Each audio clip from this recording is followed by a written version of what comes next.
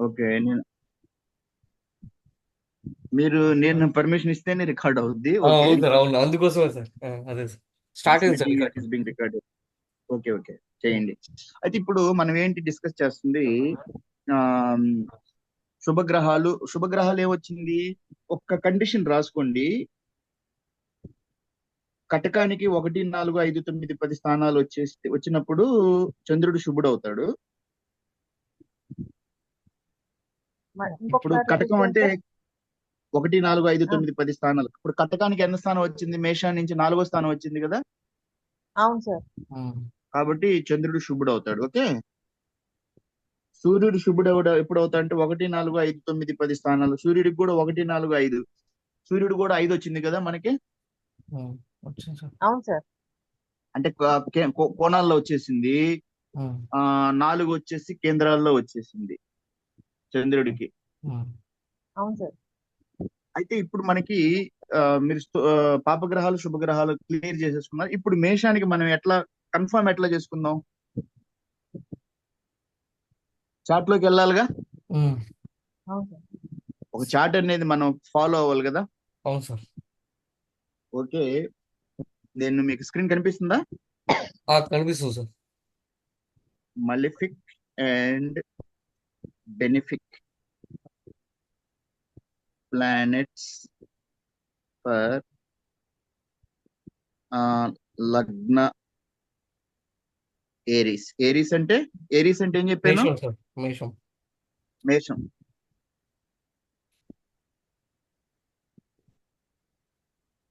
మన లగ్నం ఏంటిది? మేషలగ్నం సార్. మేష లగ్నం సార్. ఓకే. అయితే ఇప్పుడు చూడండి, మీకు benefic planets for Aries ascendant English లో వచ్చింది, నేను చెప్తున్నాను చూడండి, అర్థం చేసుకోండి. ఫస్ట్ వచ్చింది ఏంది? సన్ అంటే సూర్యుడు. సూర్యుడు ఎందుకు బెనిఫిట్ అయింది? ఫిఫ్త్ ఫిఫ్త్ ప్లేస్ హౌస్ లో వచ్చింది ఉన్నాడు కాబట్టి కాబట్టి. సార్. అంటే కోణాల్లో వచ్చింది. సూర్యుడు ఫిఫ్త్ హౌస్ ని రూల్ చేస్తాడు. అది త్రికోణాలు అంటారు. ఏమంటారు దాన్ని? కోణాలు అంటారు. ఇంగ్లీష్ లో అయితే TRINE, ట్రైన్. ఓకే. కోణాలను ఏమంటారు ఇంగ్లీష్ లో? మీకు ట్రైన్ ఆస్పెక్ట్స్ ఇంగ్లీష్ వర్డ్స్ కూడా తెలిసి ఉండాలి. త్రికోణ లేకపోతే TRINE, ట్రైన్. దాన్నే మనం ఏమంటారు? కోణాలు అంటారు. ఫిఫ్త్ వచ్చేసి సూర్యుడు ఫిఫ్త్ హౌస్ లో ఉన్నాడు. అది కోణ కోణాధిపతి, లేదు అంటే TRINE, ట్రైన్ హౌస్ అంటారు. త్రికోణ house, benefic planet. Okay. Next Jupiter. Jupiter ఎందుకు అయ్యాడు? 9th house and 12th house గురువు అయ్యాడు. అంటే కోణాలకు వచ్చాడు 9లో. అర్థమవుతుందా? అర్థమవుతుంది సార్. ఇప్పుడు 12th కి వచ్చినా కూడా 9th కి అంటే ఉన్నాడు కాబట్టి. ఆయన కాదు, జూపిటర్ 9th కి వచ్చాడు. కానీ 9th కి వచ్చాడు కంటే అక్కడి నుంచి 12th కి కూడా అతను రూల్ అవుతాడు కదా. అది దుస్థానాలు లేదమ్మా. అదే అది 12th లో తర్వాత దుస్థానం. తర్వాత చూద్దాం. ఇప్పుడు మేషం నుంచి 9 అవుద్ది కదా. అవును సార్. అవును సార్, మేషం 9. 9, 10, 11 శని స్థానాలు. మకర కుంభాలు. 12 కూడా 12 గురు. గురుస్థానం. అవును కానీ సార్. మనకేం కావాలి? మనకు కోణాల్లోనే కావాలి మనం. కాబట్టి మన 9th గురువు. ఓకే, అంతే, మనకు అనవసరం ఇంకా. ఓకే. జూపిటర్ తొమ్మిదో హౌస్ ని రూల్ చేస్తాడు. ఓకే. 12th okay. హౌస్ ని రూల్ చేస్తాడు. మనకేంటంటే మన కోణాల్లో हमको कोना में वो आया है, इसलिए गुरु बेनिफिक प्लैनेट. నెక్స్ట్ ఎవరు? కుజుడు. కుజుడు ఎందుకు వచ్చాడు? బెనిఫిక్ ఎందుకు వచ్చాడు కుజుడు? కుజుడు ఒకటి. లగ్నాలాడు లగ్నాధిపతి. లగ్నాలాడు కాబట్టి. 1, 5, 9 ప్లస్ 4, 7. ఓకే. ఓకే, లగ్నాలు ఆడు కాబట్టి. Okay. Rule first and 8th houses. First అంటే మేషం లగ్నం. మేషం. 8th హౌస్ ఏంటిది? వృచ్చికం. వృశ్చికం సార్. దానికి కూడా కుజుడే కదా sir. Mars rules the first house and వృచ్చికం. ఓకే. లగ్నాలు ఆడు 8th హౌస్. అక్కడ అయిపోయిందా? నెక్స్ట్ వచ్చి మలిఫిక్ ప్లానెట్స్. మలిఫిక్ అంటే ఏం చెప్పారు ఇంగ్లీష్ వర్డ్? మలిఫిక్ అంటే మలిఫిక్ అంటే అశుభ. మీకు యాజ్ ए एस्ट्रोलॉजर आप लोगों को इंग्लिश वर्ड्स बहुत ही इम्पोर्टेंट, అవును సార్.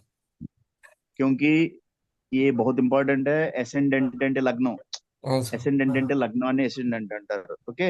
మీరు ఓకే రాశి సార్. సైన్స్ అంటారు. ఇంగ్లీష్ లో జోడియాక్ సైన్స్ అంటారు. ఓకే. ఉమ్, ప్రతి రాశికి ఇంగ్లీష్ రాశి నేమ్ వచ్చి ఉండాలి. మేషం అంటే ఏరిస్, తౌరస్ అంటే వృషభము, జెమిని అంటే మిథునము, కర్కాటం అంటే క్యాన్సర్, నెక్స్ట్ వచ్చేసి లియో అంటే సింహము, అంటే విర్గో అంటే కన్య, ఉమ్, ఓకే, లిబ్రా అంటే తుల, స్కార్పియో అంటే వృశ్చికం, ధనుస్సు అంటే సజిటేరియస్, మకరం అంటే క్యాప్రికారన్, కుంభం కప్రికాన్, అంటే అక్వేరియస్, క్వేరీస్, మీనం అంటే పిసెస్. పీసెస్. ఇట్లా అన్ని మీకు ఇంగ్లీష్ వర్డ్స్ వచ్చి ఉండాలి. నేను చెప్పేది ఏంటంటే నేను మిమ్మల్ని డెవలప్ చేయాలని అనుకుంటున్నానంటే ఒక జనరల్ ఆస్ట్రాలజర్ కావద్దు మీరు. నేను కోరుకునేది మీరు ఒక hi fi sir technical, very very intelligent మీ టాలెంటెడ్. మీ ఆశీర్వాదం సార్. ఉమ్, ఆశీర్వాదం అంటే మీ కృషి కూడా ఉండాలి. నేను అదే ఖచ్చితంగా ఉదయం ఫస్ట్ ఆ, పీరియడ్ అంతా క్వశ్చన్స్ నడిచాయి.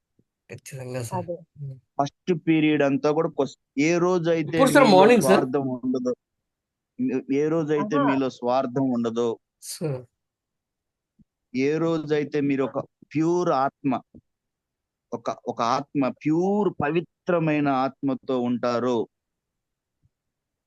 సార్ ఆ రాజరాజేశ్వరి మీకు జ్యోతిష్ శాస్త్రాన్ని ఆమె మీ మనసులో పెట్టేస్తుంది. మనసులో అవును సార్, అది ఎంతో మీరు ఏ అదృష్టం దేవి ఉంటేనే గానీ ఉపాసన అది. చేస్తారు, ఏ రాజరాజేశ్వరి, శ్రీ లలితాంబ, శారదాంబ, ఏ దుర్గా, హేమ, హే అంబిక, ఏ సపతి, సతీ, సావిత్రి, ఏ పార్వతి అని మీరు ఒక అమ్మకి ఎన్ని అవతారాలు ఉంటాయో, సృష్టికి మూల స్వరూపం శక్తి.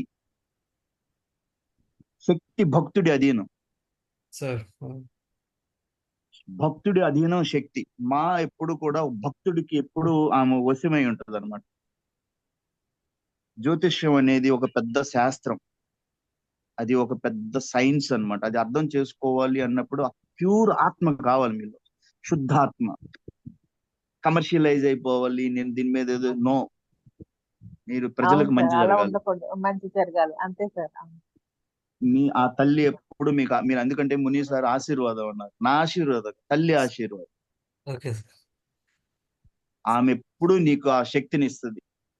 నీ ఆత్మ శుద్ధిగా ఉండాలి, నీ నీ మార్గం కరెక్ట్ గా ఉండాలి, నీ డెస్టినేషన్ నువ్వు వెళ్ళబోయే మార్గం కరెక్ట్ గా ఉండాలి. సరేనా? సరే సార్.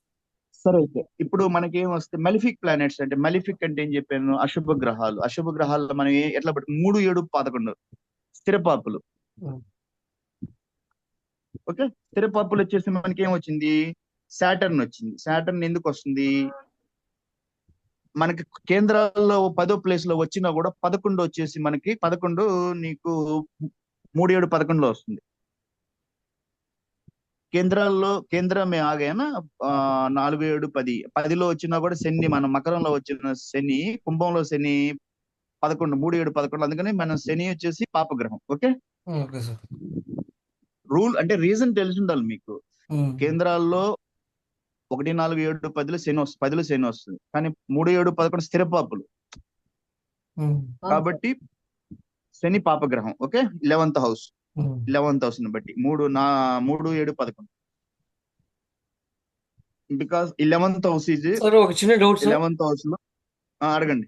సార్ ఇప్పుడు ఈ కోణాలు మళ్ళీ ఈ కేంద్రాలు వచ్చేసి మారిపోతాయి కదా సార్, మళ్ళీ లగ్నానికి వేరే లగ్నానికి మారిపోతాయి. అందుకని ఫస్ట్ స్టార్టింగ్ లో చెప్పాను. అందుకని ఇన్ జనరల్ అంతా చెప్పుకుంటా వచ్చి లగ్నం ప్రకారం మీకు శుభ పాపాలు గ్రహాలు మారుతాయి. ఉమ్. కానీ ఈ 3, 7, 11 మాత్రం స్థిరంగా ఉంటాయి సార్, అన్నిటికీ వర్తిస్తాయి అన్నమాట. అన్నిటికి స్థిరము. కేంద్రాలు, కోణాలు స్థిర శుభులు. సార్ ఓకే, ఇవి ఇప్పుడు మారుతాయి. సార్ ఇంకొక చిన్న డౌట్ సార్. ఇప్పుడు గురుడు గురుడు వచ్చేసి ఆ ఆ, మామూలు శుద్ధ శుభుల్లో గురువు ఉంటాడు కదా సార్. ఆ ఇప్పుడు ఇప్పుడు వృషభ లగ్నం ఉంది అనుకో సార్, గురువుకి వచ్చేసి మీకు 8th ప్లేస్ వస్తుంది, అందుకని స్థిర పాపుల్లో ఉంటాడు ఆయన.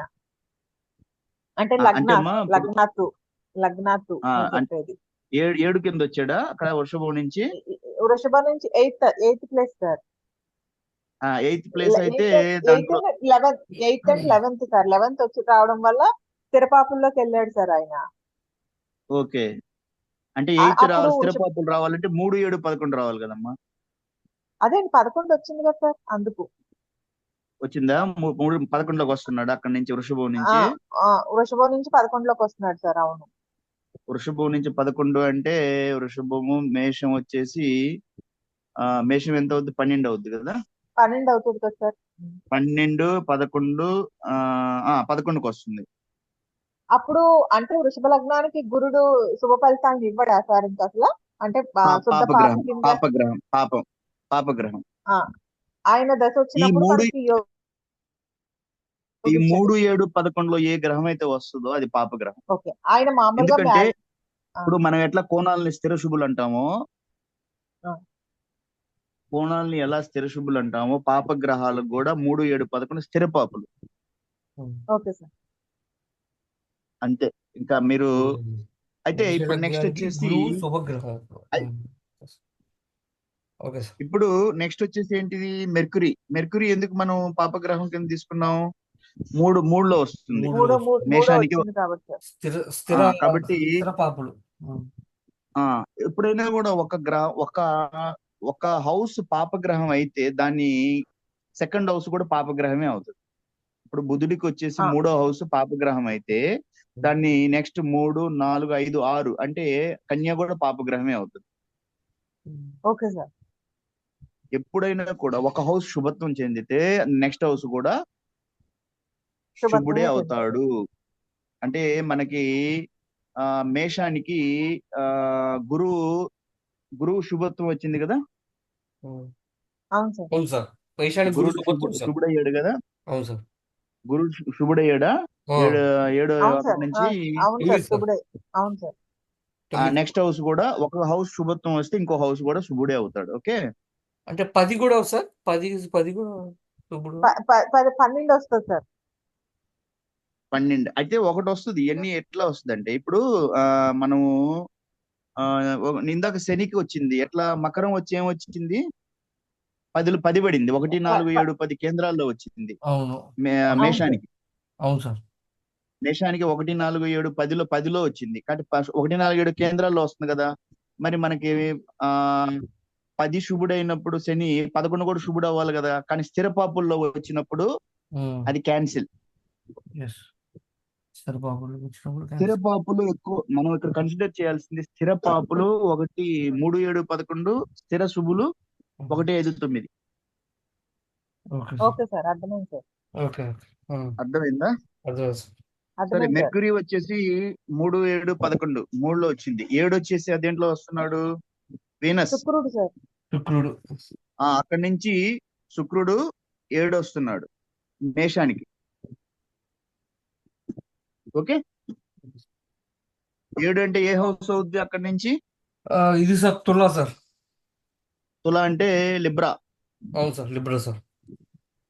ఓకే. సరే, ఇక్కడ క్లియర్ అయిపోయిందా? అవును సార్. ఇప్పుడు benefic planets Sun, Jupiter, Mars. Malefic planets Saturn, Mercury, Venus. Sun, Jupiter, Mars. ఇప్పుడు చంద్రుడి విషయం వచ్చేసి మనం అనుకున్న ప్రకారం నేను ఇచ్చింది 1, 4, 5, 9, 10 అయితే 4వ ప్లేస్ వచ్చింది కాబట్టి బెనిఫిక్ అంటున్నాను. బట్ బెనిఫిక్ అవుతుంది మనకి ఇన్ని మనం వేసిన తర్వాత వీటిల్లో మారక బాధక స్థానాలు ఏమైనా ఉన్నాయా? మారక స్థానం ఏది? లేవు సార్.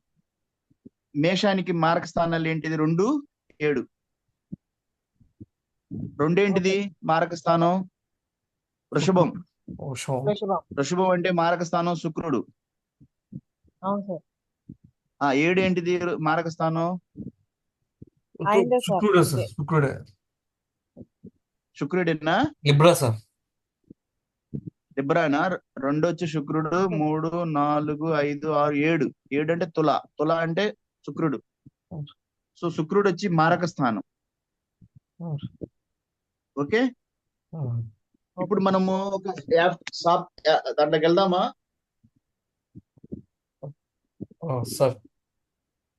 తీద్దామా? ఒక లగ్నం తీద్దామా? చూద్దాం సార్. తీద్దాం సార్. అయితే మీరు నేను అన్ని చెప్పకుండా మిగతా లగ్నాలకి ఇదే బేసిక్ తీసుకొని మీరు తీసుకోవాలి, టైం వేస్ట్ కాకుండా. Okay sir. Okay sir. Okay సరే సార్. సార్. ఒకటి అయితే నేను ఇది చెప్తాను ఒకసారి సార్. మనం ఒక చెక్ చేసి చూద్దాము సార్. ఎట్లా వస్తుంది అనేది. మేష లగ్నం కావాలి అంటే మనం ఏం చేయాలి? ఆన్లైన్ జ్యోతిషం. ఓకే. తెలుగు జ్యోతిష్యం మనకేం కావాలి? జాతకం కావాలి. కేపీ జాతకం తర్వాత చూద్దాం, ముందు జాతకంకి వెళ్దాం. మీకు కేపీ అప్పుడే చెప్పండి నేనా? Sir okay sir. ఓకే, మనకి ఇప్పుడు మేషం కావాలి అంటే మనం ఒక ఐడియా వేయచ్చా? డేట్ ఆఫ్ బర్త్ టైంలో వేయండి సార్. మేషం కావాలి అంటే చంద్రుడు మేష రాశిలో ఉండాలి, అంతే కదా? 2-12 నేను చెప్తాను సార్. అంటే మేష లగ్నం కావాలి అంటే చెప్పు డేట్ ఆఫ్ బర్త్, నువ్వు idea 2-12-85 sir. XYZ male. Okay, 2-12-85 2/12 December అవును సార్. 1985 4 PM sir. 1985 4 PM. ఇప్పుడు ఆల్రెడీ మేష లగ్నం చెప్పుకున్నాం కదా సార్, వేరే లగ్నం పెట్టచ్చు కదా? అంటే మనం దానికి ఒక ప్రాక్టీస్ చేయాలి కదా మేడం, చార్ట్ లో ప్రాక్టీస్ చేయాలి కదా. అదే అంటే మీకు ఓకే, ఇండియా అనపర్తి మేడం వాళ్ళ ఏరియా నుంచి వెళ్తున్నాం. ఓకే, తెలుగు ఓకేనా? Okay sir. మీరు చెప్పిన ఏరియా, మీ ఏరియా ప్రకారం మారుద్ది. మళ్ళీ డిగ్రీలు చెప్పండి, మీ ఏరియా ఏంటిది? మాది Nellore sir.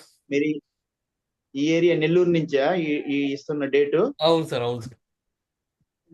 Okay, Nellore Andhra Pradesh. Annamayya district ఏనా నెల్లూరు అంటే?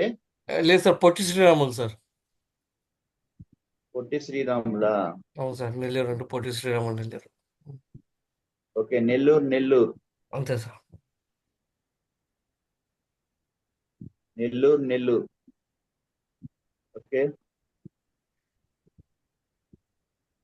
సరే, సబ్మిట్ చేద్దాం. ఏ లగ్నం వస్తుంది ఇది? పంచాంగ వివరాలు. ఇక్కడ మన చార్ట్కి వెళ్దాం.